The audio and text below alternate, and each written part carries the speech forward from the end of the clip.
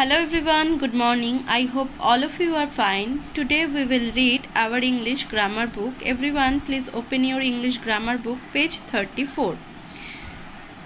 আজকে আমরা gender of nouns and pronouns পড়ব এই অধ্যায় থেকে। gender of nouns and pronouns অর্থাৎ লিঙ্গ, বাংলায় যাকে বলে লিঙ্গ সেটাই হচ্ছে ইংলিশে gender। ইংলিশ গ্রামারে পুরুষ স্ত্রী বা অচেতন বস্তু বোঝাতে আমরা কখনো নাউন ও প্রোনাউনের বিভাজন করে থাকি। নাউন বা প্রোনাউনের এই বিভাজনকেই জেন্ডার বা বাংলায় আমরা যাকে লিঙ্গ বলি সেটা বোঝায়। আমরা বাংলা ব্যাকরণেও জেন্ডার পড়েছি, তো আজকে আমরা ইংলিশে এই জেন্ডার সম্পর্কে পড়ব। জেন্ডার ক প্রকারের হয়? জেন্ডার 4 প্রকারের হয়। Masculine gender, feminine gender, common gender আর নিউটার জেন্ডার। ম্যাসকুলিন জেন্ডার অর্থাৎ পুংলিঙ্গ। যে নাউন বা প্রোনাউন শুধুমাত্র পুরুষ প্রাণীকে বোঝায় তাকে বলা হয় ম্যাসকুলিন জেন্ডার। যেমন পুরুষ যে কোনো প্রাণী অর্থাৎ সন, ফাদার, মাস্টার, লায়ন, হি, বয়, এইগুলো হচ্ছে ম্যাসকুলিন জেন্ডার। নেক্সট পড়ব ফেমিনিন জেন্ডার। ফেমিনিন জেন্ডার অর্থাৎ স্ত্রীলিঙ্গ। তাহলে ডেফিনেশন কি? যে নাউন বা প্রোনাউন শুধুমাত্র স্ত্রী প্রাণীকে বোঝায় তাকে ফেমিনিন জেন্ডার বলে। অর্থাৎ এর মাধ্যমে আমরা যে কোনো স্ত্রীদেরকে বলতে পারি। ঠিক আছে, তাহলে কি কি এক্সাম্পল হবে? ডটার হবে, মাদার হবে, হেন হবে, শি, গার্ল, মিস্ট্রেস, লায়নেস, এগুলো হচ্ছে এর এক্সাম্পল। নেক্সট দেখো, পরের জেন্ডারটা হচ্ছে কি? Common gender.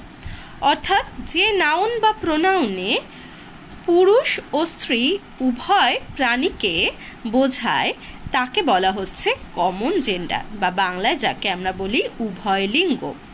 যেমন এগুলোর এক্সাম্পল কি? Child, I, we, student, teacher, friend, এগুলো হচ্ছে কমন জেন্ডারের এক্সাম্পল। এবং লাস্ট যে জেন্ডারটা পড়বো সেটা হচ্ছে কি? নিউটার জেন্ডার, অর্থাৎ বাংলায় যাকে ক্লিবলিঙ্গ বলে। যে নাউন বা প্রোনাউনের মাধ্যমে যাদের প্রাণ নেই এমন অচেতন বস্তুকে বোঝানো হয় তাদেরকে আমরা নিউটার জেন্ডারে ফেলি। যেমন যে কোনো জড় পদার্থ যাদের প্রাণ নেই এরকম বস্তুদেরকে এই এক্সাম্পলের মধ্যে ফেলা হবে। তাহলে কি হতে পারে? Book, pen, pencil, table, chair, water, train, it, এগুলো প্রত্যেকটাই কোন জেন্ডারে পড়ছে? নিউটার জেন্ডারে।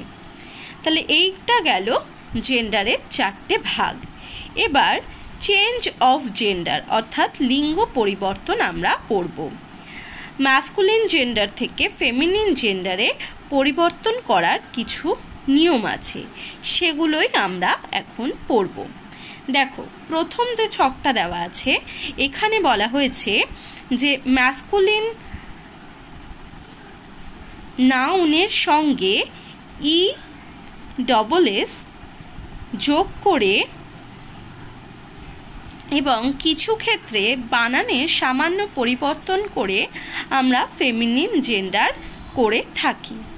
তাহলে এখানে সেগুলোই আমরা দেখব। চলো দেখি ম্যাসকুলিন থেকে ফেমিনিন জেন্ডারে পরিবর্তন হয়েছে এমন কিছু ওয়ার্ড। যেমন গড, গড হচ্ছে পুরুষ লিঙ্গ অর্থাৎ ম্যাসকুলিন জেন্ডার, এটি ফেমিনিনে হবে কি? Goddess. Lion, lioness, Prince, princess, master, mistress. আমি কিন্তু ম্যাসকুলিনের সাথে ফেমিনিনটাও বলছি। টাইগার ম্যাসকুলিন, ফেমিনিন হলে হবে Tigress. Poet, poetess, actor, actress, Potter, potter's.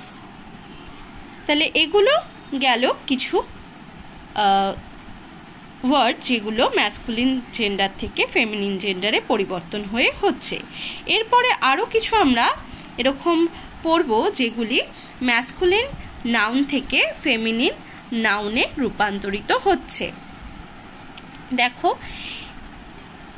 এই যে ওয়ার্ডগুলো আমরা এবার দেখব, সেই ওয়ার্ডগুলোতে দেখব এদের ম্যাসকুলিন নাউনে যেটা আছে সেটা পুরোপুরিভাবেই রূপান্তরিত হয়ে ফেমিনিন জেন্ডার হচ্ছে। মানে আমরা যেরকম আগেরটাতে পড়েছিলাম ম্যাসকুলিন জেন্ডারের সাথে ESS যোগ করলেই ফেমিনিন জেন্ডার হয়ে যাচ্ছে, এগুলো কিন্তু সেরকম নয়। ঠিক আছে, এখানে দেখো ফার্স্টেরটাই আছে কি সন। সন ফেমিনিনে গিয়ে হবে কি daughter, uncle aunt, man woman, ram হবে হচ্ছে ইউ। নেক্সট আছে দেখো ড্রেক, ফেমিনিন হচ্ছে ডাক, স্যার ম্যাডাম। নেক্সট আছে ড্রন, ড্রন ফেমিনিনে হচ্ছে কি বি। এরপরে আছে gander, goose, monk, nun, stag, hind, father mother, brother sister, dog কি হচ্ছে ফেমিনিন বিচ। নেক্সট আছে কক, ফেমিনিনে হচ্ছে হেন, নেফিউ ফেমিনিনে হচ্ছে নিস, গ্রুম ব্রাইড,